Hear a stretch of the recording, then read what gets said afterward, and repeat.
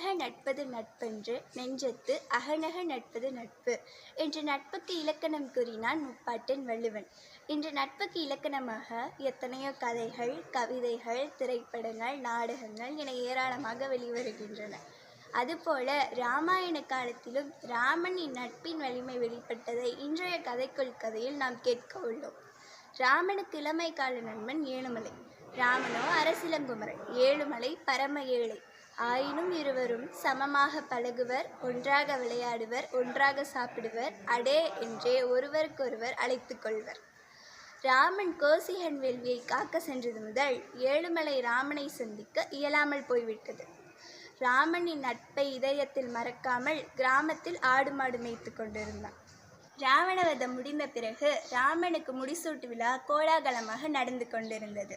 இந்த செய்தியை கேட்ட ஏழுமலை ராமனை காண ஓடோடி வந்தான். ராமனை கண்ட மகிழ்ச்சியில் டேய் ராமா என உரக்க கத்திவிட்டான். சக்கரவர்த்திக்கு எத்தகைய அவமதிப்பு! லக்ஷ்மணன் சினத்தினால் வாளில் கையை வைத்தான். ஆஞ்சநேயன் ஏழுமலையை பிடித்து வீசி எறிவதற்காக வாளை நீட்டினான். ராமனோ புன்னகையோடு இரு கைகளையும் நீட்டி ஏழுமலையை வரவேற்று தன் அருகில் அமர வைத்தான். அவையினருக்கு இவன் என் இளமைக்கால நண்பன், அன்பில் சிறந்தவன். என் தந்தைதான் என்னை டேய் ராமா என்று அழைப்பார்.